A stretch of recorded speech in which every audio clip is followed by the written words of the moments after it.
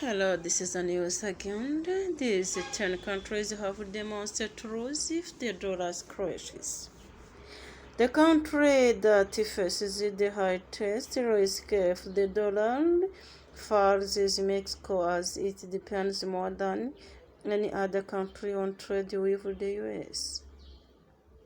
South Korea is among the most vulnerable to a decline in the dollar, with the largest share of its national debt held in US dollars in the study.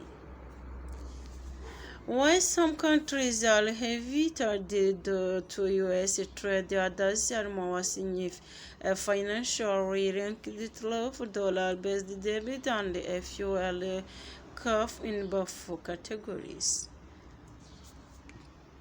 The US dollar is starting to weaken, and more people are paying attention. This comes as the Federal Reserve talks about cutting interest rates.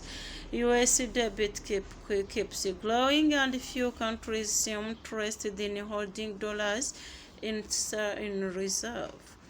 A recent study by the Forex Complex linked countries based on their exposure to this potential decline. The analysis evaluates four key factors: the share of each country's imports and exports, improving the US, the portion of its debt denominated in dollars, and how closely its currency has tracked the dollar between 2020 and 2025.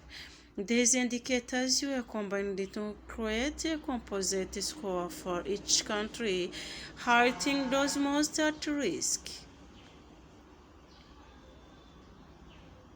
For the full research, please refer to his sheet.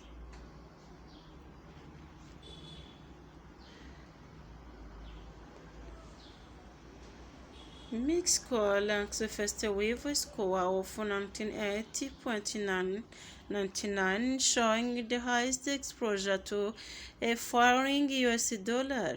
Nearly half of its imports come from the US, and over 17% of its exports to gold are the highest on the list. Its debt in US dollars is lower than some other countries, with 24.40% of GDP, but the strong trade alliance makes its economy especially sensitive to dollar shifts. South Korea comes second with a score of 94.74. Unlike Mexico, its trade with the US is small, with only 9.68% of imports and 3.28% of exports. But its risk comes from the debt. 134.16% of its GDP is older than US. Dollars is the highest in the study. This shows how financial exposure alone can create major vulnerability. Indonesia places the third with a score of 90.95 among the countries most vulnerable to a dollar decline. Its currency has long been while it doesn't depend heavily on US trade or borrowing, the fixed exchange rate, along with a significant amount of dollar debt, still puts it at risk. Colombia scores 73.75 and ranks fourth. It has a mix of risks with stronger US trade ties than Tunisia, and about 30% of its debt in dollars. That makes it vulnerable on both the trade and financial fronts. Hong Kong froze closely with a score of 72.37. It barely trades with the US, but over 110% of its economy is tied to debt in US dollars. Like South Korea, its main risk comes from financial, not trade. Argentina ranks 6th with a score of 57.29, mainly due to its high level of debt in the US. Dollars is at about 60%, one of the highest in the study.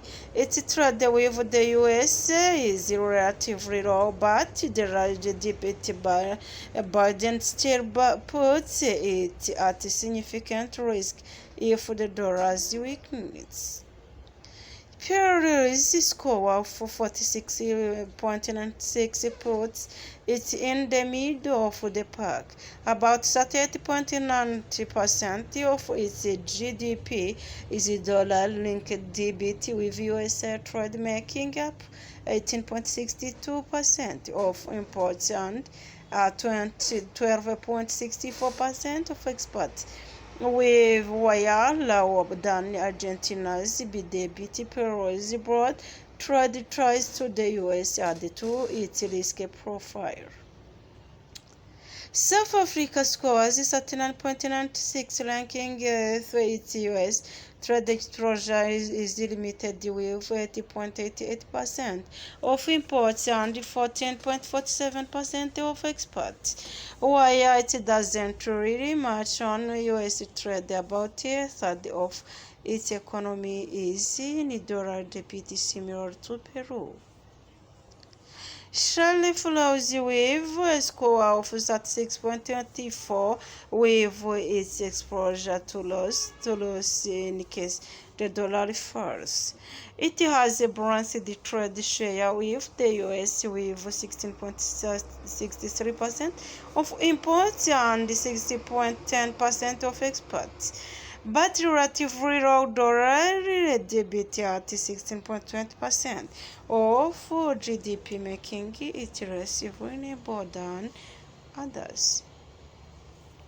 Malaysia rounds out the top 10 with a score of 34.42. It sends just under 19% of its export to the US and gets around 9% of its import from there. Around 29% of its debt is in US dollars, a combination that keeps it on the list even if the risks are lower than others ranked higher. A spokesperson from the Forex Complex Global Reliance on the US dollar is deep but uneven. Some economics are tied through trade, others through financial systems like debit or currency regimes. What makes the risk significant isn't just the connection itself, it's how concentrated that connection is.